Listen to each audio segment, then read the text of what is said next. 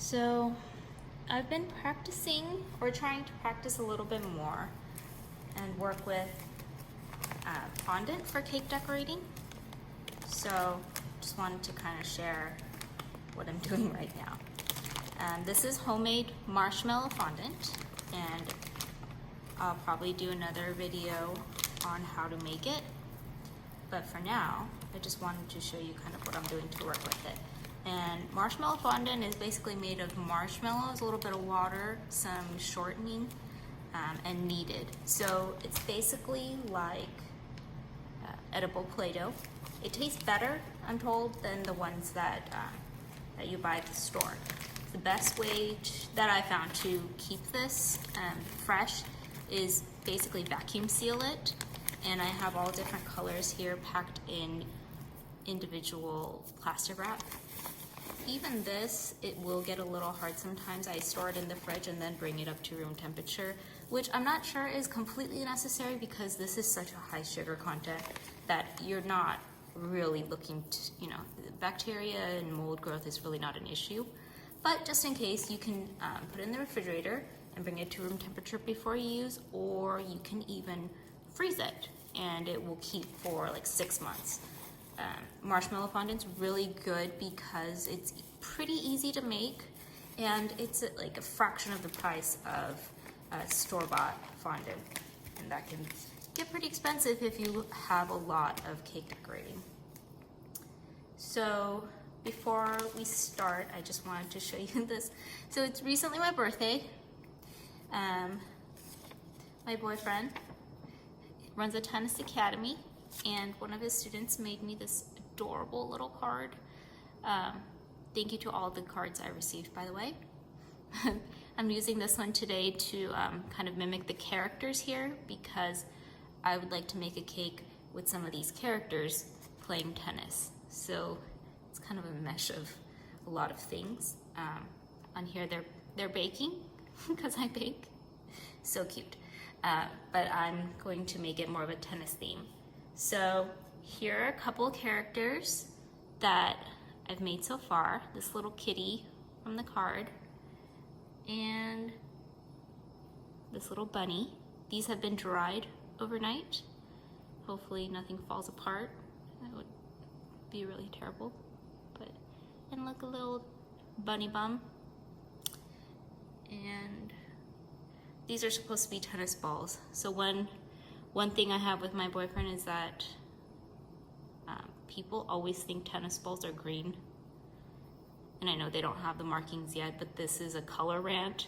And he claims they're highlighter yellow.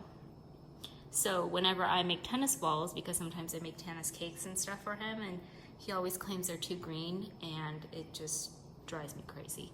So this is my vengeance color. Like, is this yellow enough for you type of scenario? But hopefully that's acceptable. To me, it's a little more green, but I obviously don't play tennis. So this is gonna be the little tennis balls on top of the cake. And when you're working with fondant, you always want, people say you should use like cornstarch or confectioner's sugar to keep it from sticking, and I understand that's really good for like if your fondant is too wet. But if your fondant is a good consistency and you just want to not stick to your hands, the best thing to use is shortening. So obviously make sure your hands are clean. But this is a very hands-on tactile kind of activity. So I'm gonna get some shortening. And here's the shortening I use for my fondant. Just vegetable shortening. So just pretend it's lotion a little bit. And when you first take it out of the bag, usually it will be a little bit stiff. So you really don't want any cracks.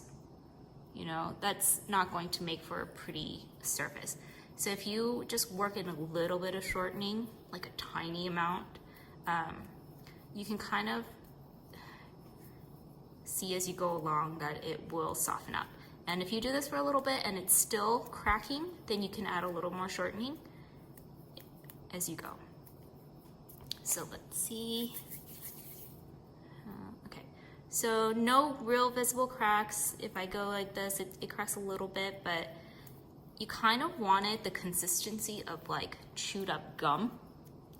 I realized, like when you're a kid and you spit out a wad of like bubble yum, hopefully before you put it in the trash, but it's kind of that doughy consistency. If it's too dry, again, put some more shortening. If it's too wet, a little bit of confectioner sugar. So now it's kind of sticking a little bit to my fingers, and that kind of tells me like it's a good consistency, but I really don't want it to stick to my fingers, so I'm going to get a little more shortening.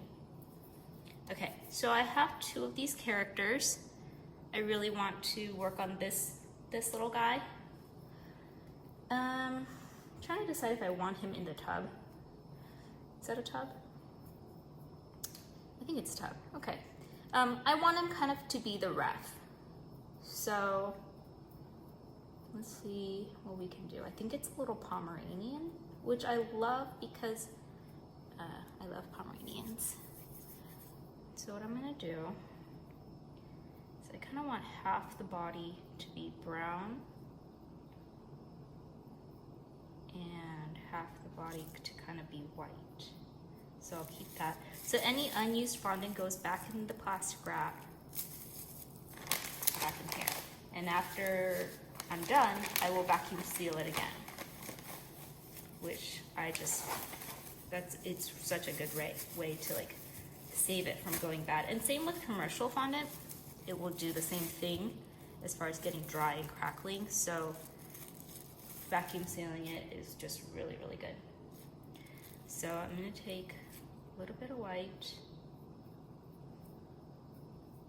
So all this is colored with just food coloring, and with fondant, food coloring goes a long way. When you make stuff like macarons, I feel like food coloring is really not as effective. It takes a lot versus this, where just a little bit. So you really want to start off with a little bit and work up to the shade that you want. Especially greens, I've learned, are really harsh. And browns, you can just start with a little bit, which is good because the more coloring you put in, the more wet your fondant is, and then you just end up with like, you know, a goopy mess. Okay.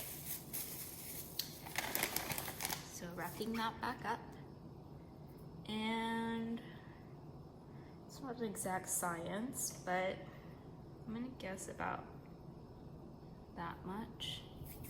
So I'm trying to go like a half and half color, and just trying to make sure that there's no weird creases. And if there is, like, I kind of don't like the surface of that one. Can make it smoother and use shortening.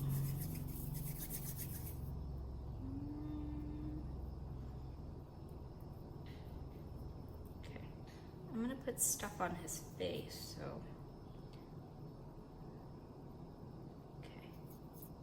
And then same thing with here. So in the photo, I don't know if that's like an actual white color. And this is another thing you can do too. It's just working colors, right? So I'm gonna take a little bit of the brown and make a lighter shade of what's going on there. So let's start with a little bit. And you can use this kind of trick to lighten your color or make a different shade, you know, kind of the kindergarten color wheel type of stuff. Mix and match, that kind of thing. Ooh, that's a lot. Shortening. Oops. Oh, and also before you store it in plastic, it's really good if you just kind of like roll it in shortening, and that will keep it from cracking even more. Okay. So I'm kind of happy with this cream color. It's really cute. Keep an eye on these stragglers if they're out in the open. You can also put them in a, you know, a little box. Just, it's really the air that dries them, so whatever cover you can use. This is a cute little storage box. I got this really cute set of plastic storage boxes also for my birthday, which I love. So let's see, I'm trying to make kind of half spheres for this little guy. And ooh, where am I going? Okay. So I'm gonna try to roll this.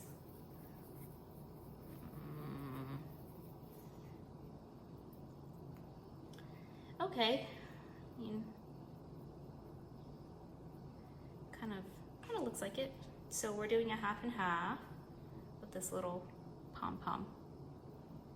I've decided it's a Pomeranian. It is now. It just is. Okay. So there we go.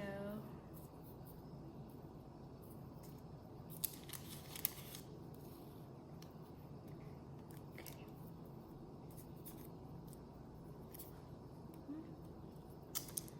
All right. So now we're gonna work on his little face. So back to this color. And I'm going to make his little ears. And I'm going to use a little bit of white also.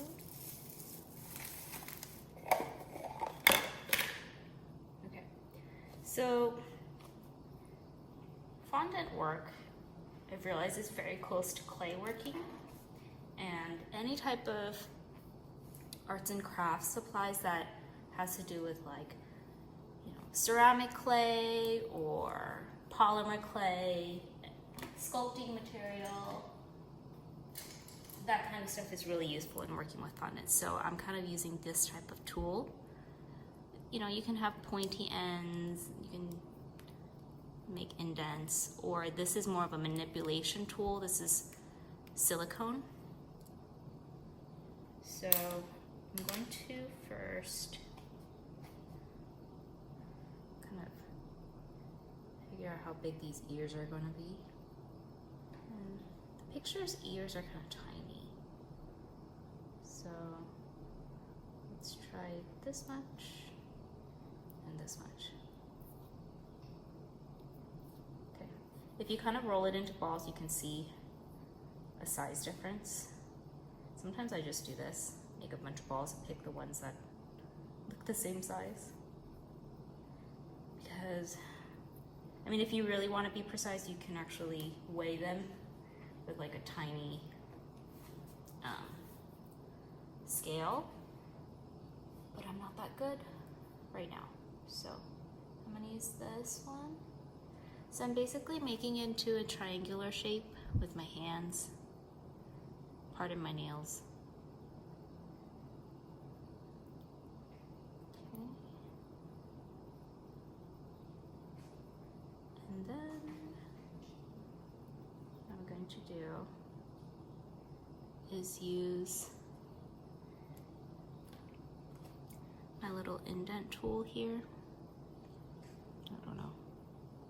There we go.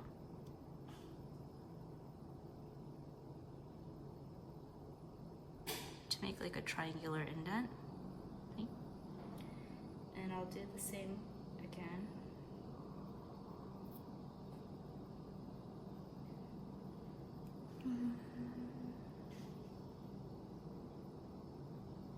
Okay. And that's where I'm gonna put some white, because he's got little white on the inside of his ears. So that's gonna be even more tiny. Helps if you have small fingers, which I don't know if I do, but definitely helps. Okay. It's close enough.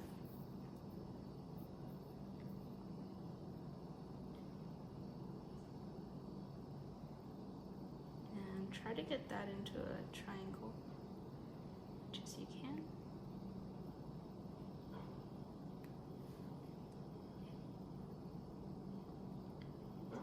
Smush it in there.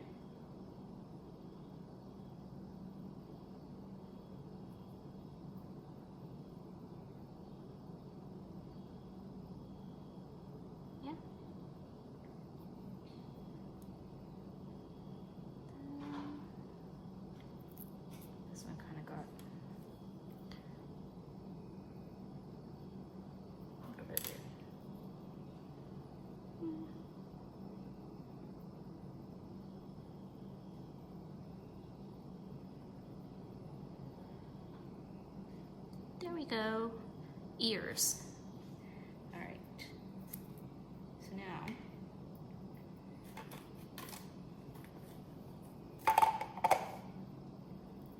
let's see. Pick the best side, which I kind of think is this.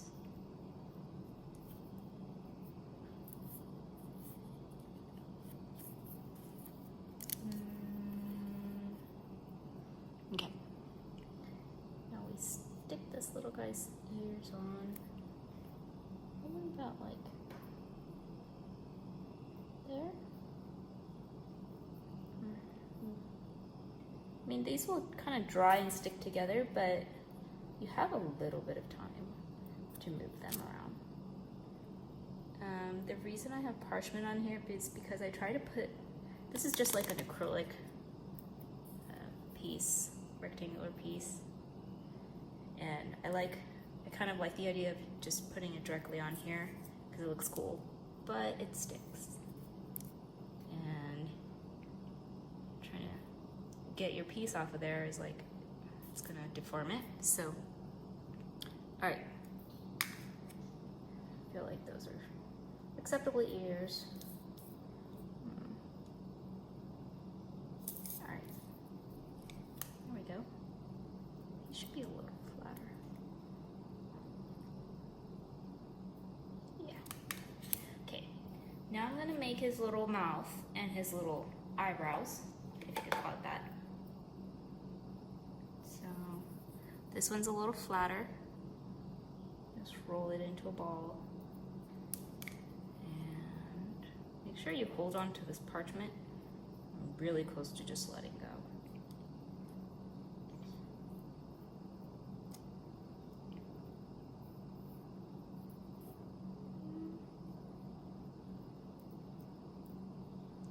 Okay. There's this little, again, I don't know where these drawings are from, if she made them herself or she got it from something. I don't claim to have them as they're not my design, but I think they're adorable. And I would like to see them on a cake. Okay, here's his little eyebrows. Which actually I'm gonna wait on these because I would like to do the eyes first. That seems a little bit more logical. Okay, is that centered? All right, so now I have black also. And I'm just gonna mix it a little. So like any other, clay or medium that's colored, you want to kind of wash your hands or at least wipe them off before you start touching colors, because obviously this black will transfer into anything else I touch. Okay.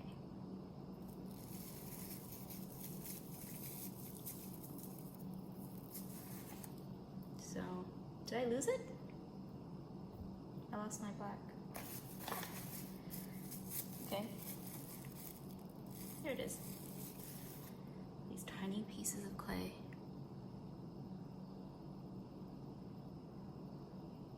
Let's see. Okay, these are not the same size.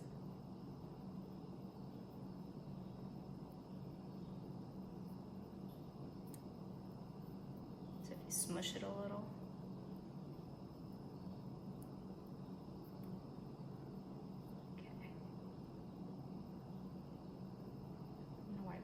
Real quick.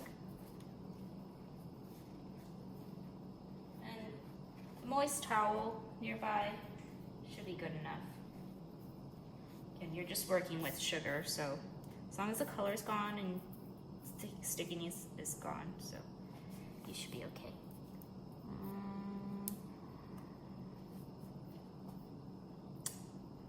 The eyes are kind of far apart a little. Maybe here. Yes. And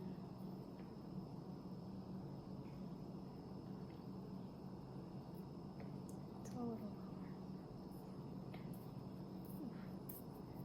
not to deform the eyeball as you do this, like me.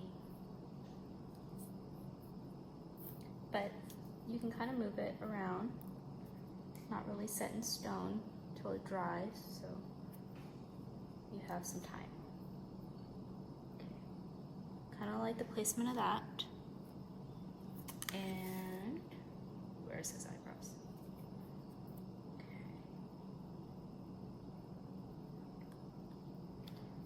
Give his eyebrows about here.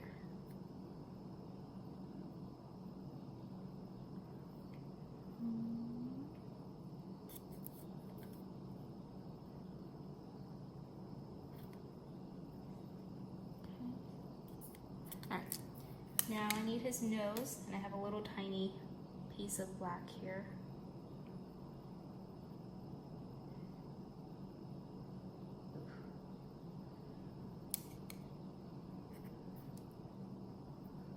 And we're going to put it on his little nose. Some of the elements will be drawn on with food coloring. A lot of people don't eat fondant, and I'm also not a big fondant eater, but I like the idea that whatever's on your cake is edible. It weirds me out a little bit when people put like real flowers on, and you know, they can be organic and non-toxic and stuff, but it still weirds me out a little. Okay.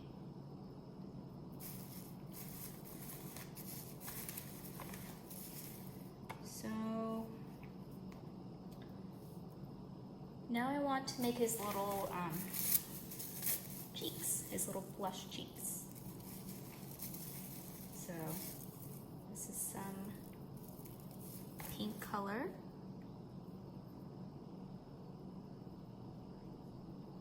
And let's see.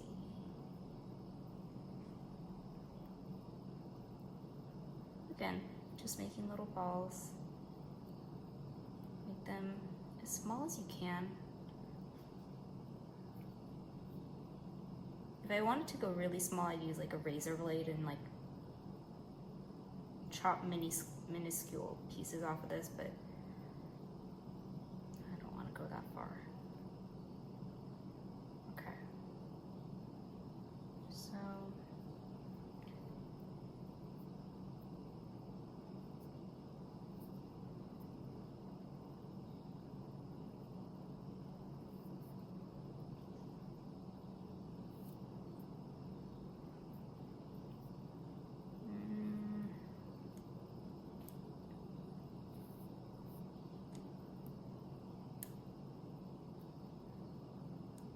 So I kind of want, I like the look of the littler ones. About that big. So let's see. His little cheeks would be like here, a little bit out of the way. And, oops.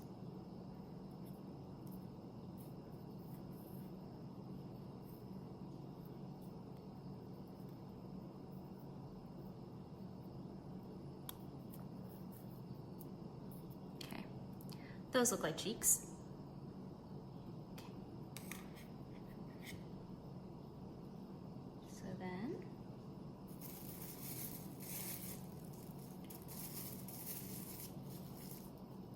let's see. I'd like to make the little boat he's sitting in. Not boat, I think it's a bathtub. Some kind of tub. I do have some yellow. That I'll mix with some white and a little bit of green. You don't have to do yellow. I'm trying to go for like a yellow-green. So.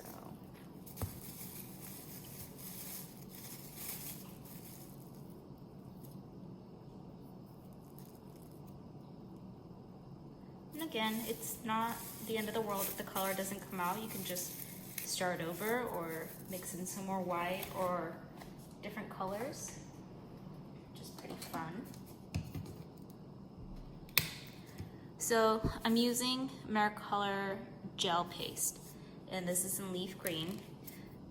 Again, I'm using such a small amount that if I just pour this on, it will be a huge mess. So what I'm doing is taking the cap, and I do this every time I just want a little bit of color. I'm just taking, it doesn't have to be this tool, you can put like a chopstick or popsicle stick or just anything that gets you a little amount, and just let's start with that. Okay.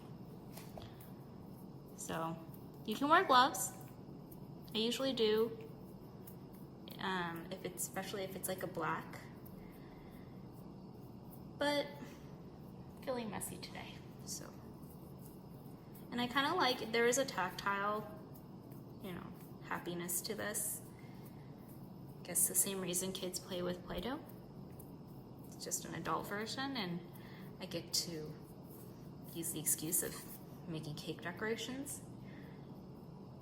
So see how like that tiny amount of green, like it's already green. It's insane. So I'm gonna add just the rest of what was on this pen, and I think that should be okay for me. Again, even that like tiny amount of food coloring made this so sticky that I have to use shortening to keep it from getting on my hands.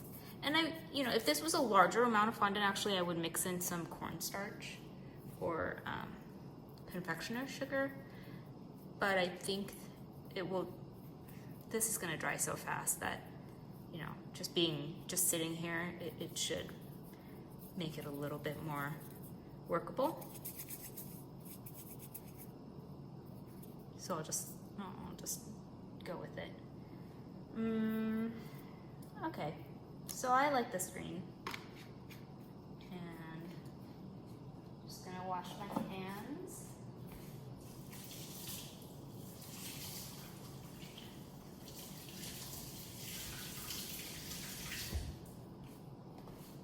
So food coloring will stain your hands, but probably for like half a day.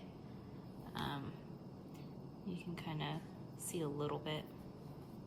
And it's not really toxic to your body or anything, so it's kind of fun. I don't know, I'm kind of like, it's part of the job. Okay. So now, I'm going to get, there's a couple ways you can do this. You can use parchment paper, or silicone's pretty good. You can kind of work directly on this type of surface if you want. This particular fondant is a little bit sticky just to use on here. So, you know what, to be able to do that, I'm just gonna add a little bit of cornstarch to here. My handy dandy cornstarch.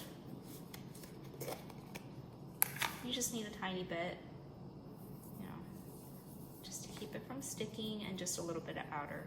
If you use too much, it will dry up again, and then you'll have to use more shortening, and it's an endless cycle. So just start with a little bit, see how it goes.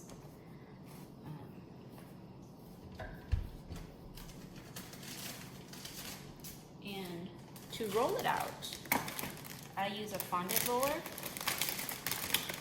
which is this gadget. You can use a wooden roller, but sometimes the little grooves in there can actually indent this. So it's just safer to have like a smoother roller. But if you only have a wooden roller, then it works out. It's still sticky. So try shortening, try some cornstarch, see what you like better. The more you roll it out, the more it will stick, just surface area wise. Okay. So how do I want to do this? I'm thinking I'll just make like a little rim to go over this guy. No. Okay. I'm gonna have to make a bottom too.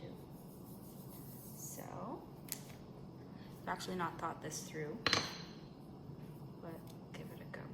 So I'm actually going to make the bottom first. And the bottom's gonna be a little thicker. And it will be just like the surface the dog will sit on.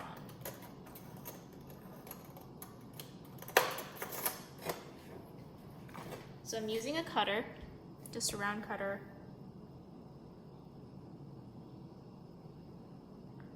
Kind of about the surface, or about the diameter of this dog. And the problem is I made him so squat, so I really need him to sit on something to have like a good outer perimeter.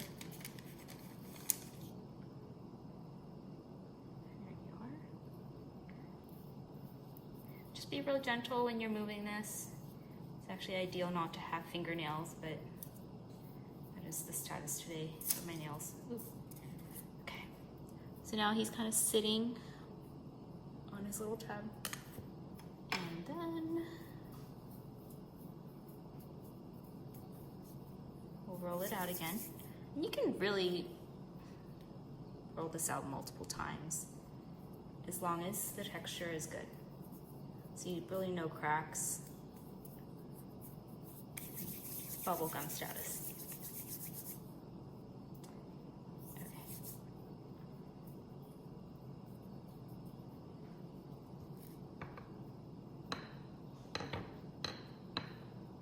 So rolling out. It's also good to kind of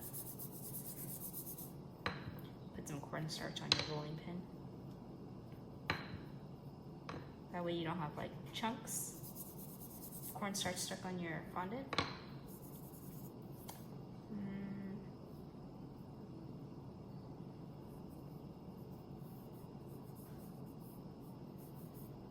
Okay, so I really want a strip of fondant to go all the way around, and that's not going to be long enough. So I'm just going to do this. Not an exact science. And roll. Okay.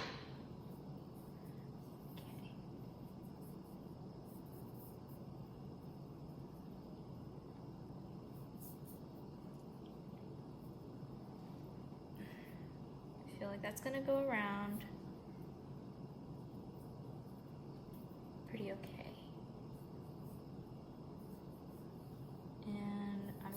To cut this a little.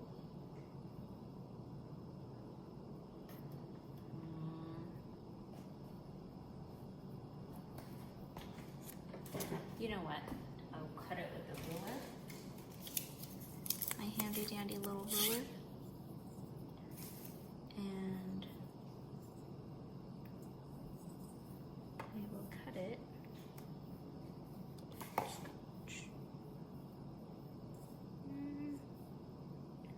Just to trim off anything that looks a little bit out of place, a little too much. You can use a knife, an X-Acto knife. You can use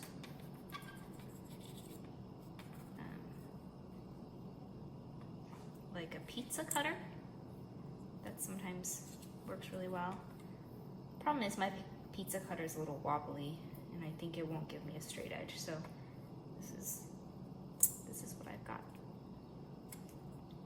Okay, now I'm just trying to like force it into a straight edge. Let's see. I might have cut it a little shorter than I want.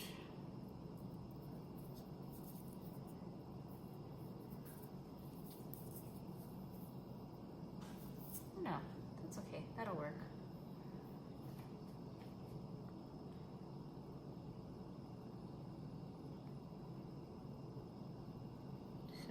I'm just gonna pick the side that looks nicest, I think. Give it a wrap.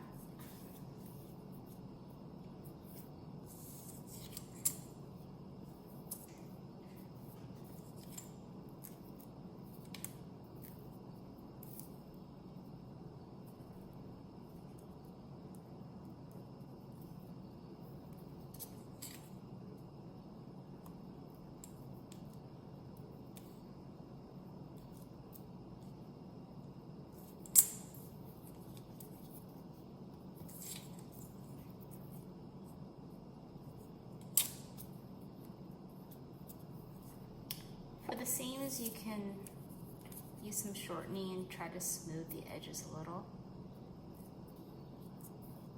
It's not a cure-all, but it usually works pretty well.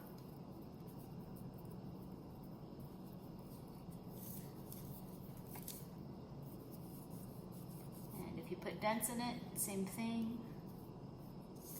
But keep in mind you're kind of squishing it also. So be careful. Kind of want this to be facing out a little more. More like a tub, not like he's wearing a scarf, which is kind of turning out to look like. Anything you have around that you can manipulate with is fine. You don't really, it doesn't need to be like super fancy.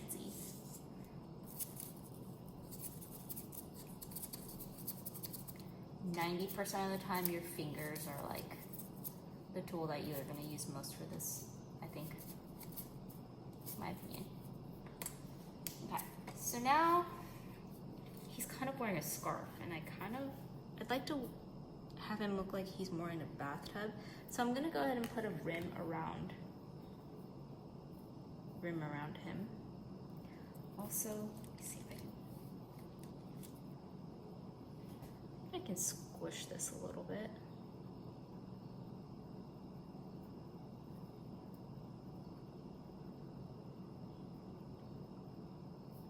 There we go.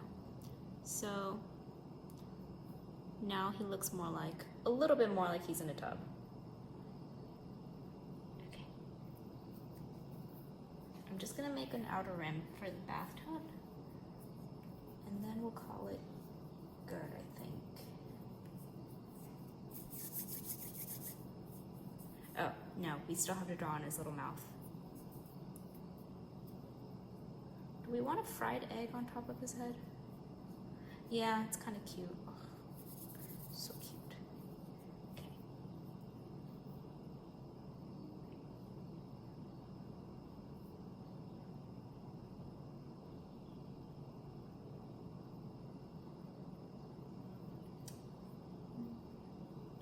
You know what? I have a really cute tool to use for this.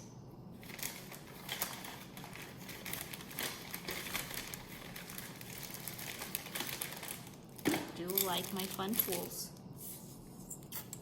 So this is an extruder. I like to call it extractor. It's one of those two. Basically, it pushes out. It's kind of like a cookie press, where it will push out anything. Well, it will push out your clay in the shape of any of these little press discs. So I want like a good rope, not too big, but the rope that will go around this as a rim. So I'm gonna try this. So the way it works is this one, it's not very expensive. There are really expensive ones. I have one for polymer clay that's like $60, which seems ridiculous, but it's a very good extractor. And so you there's an empty, space in here. You can go all the way, but I only need space to put this in, so that's good. You put the disc in here, and on goes the lid. So it's just gonna come out of here because it's got nowhere to go. And then you turn this, keep turning, and look. So you kind of want to do this slowly and towards the ground so it comes out straighter. Okay. And the slower you do it, the less like beaten up it will look, like the less folds and. Okay, so that's pretty long. I don't need this much. So I'm just gonna cut it off here.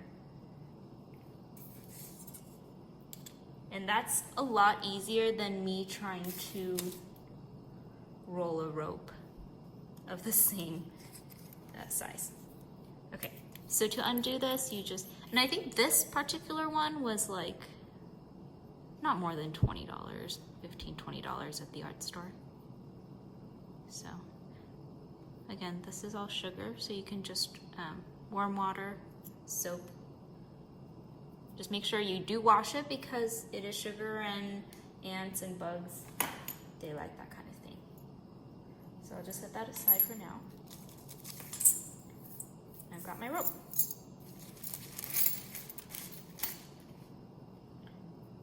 So hopefully I keep it this nice. All right, so I'm gonna start the seam at the back because it just seems logical if there's going to be a seam that it would be in the back. This is getting a little dry. So just coat your hands with some shortening. And I'm just going to go around and try to get this on the rim like it's a bathtub.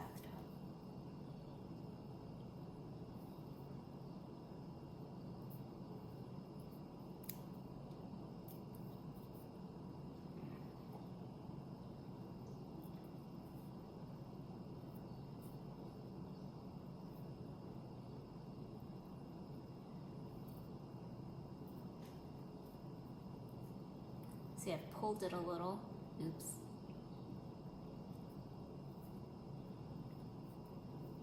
So I can try to squish it back into place. I think squish is a technical term.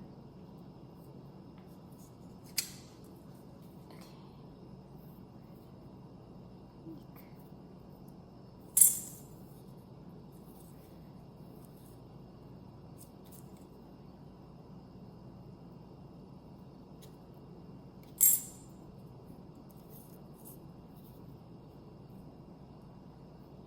I don't know why it keeps stretching even more.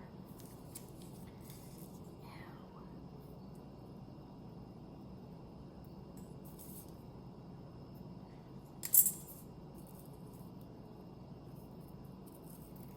so it's on there.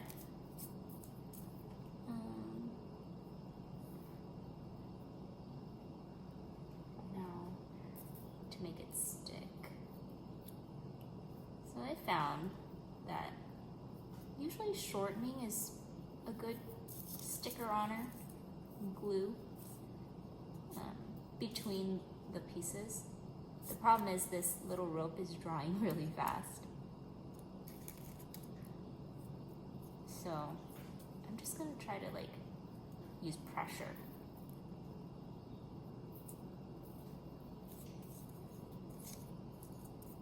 But very gentle pressure.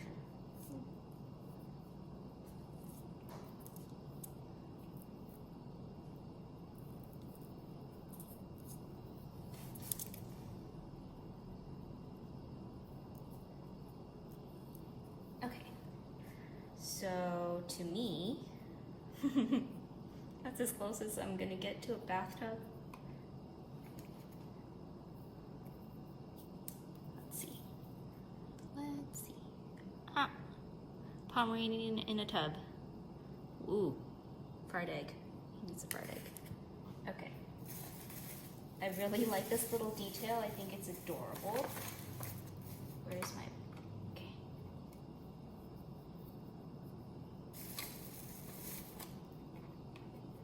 So again, I'm just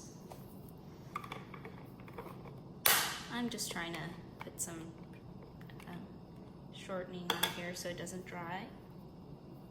It can get, you know, way too dry, but if you can catch it in time, usually it's pretty forgiving.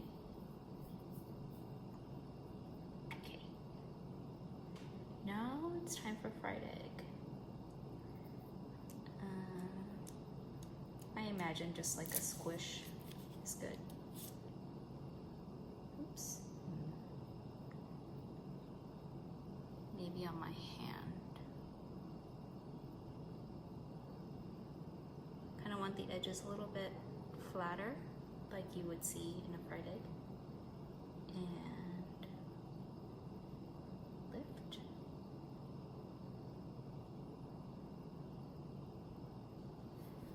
Okay. So fried egg goes on his little head. I don't know why. I like puppies and dogs so much. And time for the little yolk.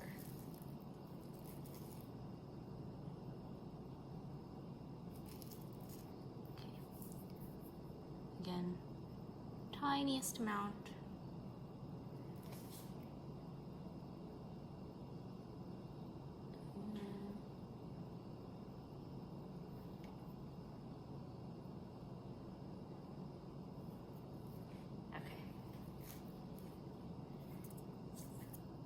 There we go. Little fried egg on top of a Pomeranian in a tub. I hope I got the context correct. Okay, now we're going to just give him his little mouth, and I do that with food coloring. And just a fine detail brush.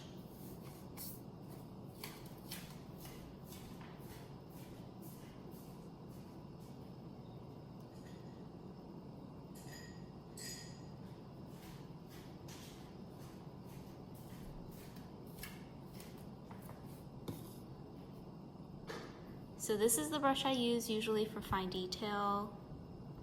I think it's from Artisan Shop. It's got a really, really fine detail brush. So I'm just gonna wash that real quick.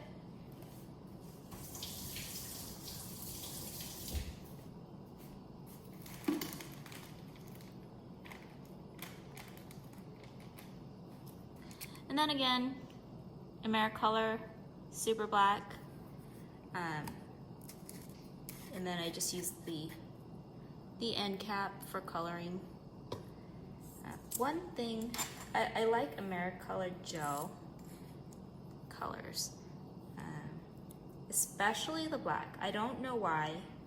I used to use, just the smaller versions of, like, I want to say Wilson.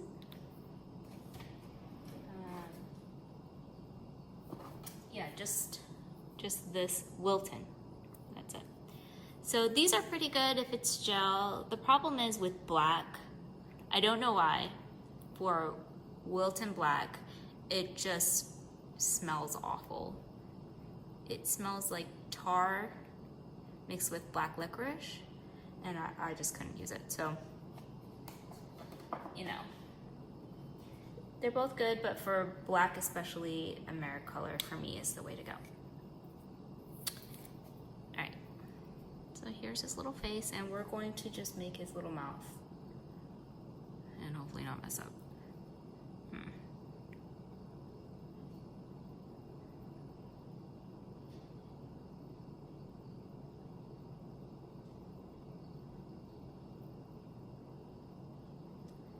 There you go. Now he's a happy dog.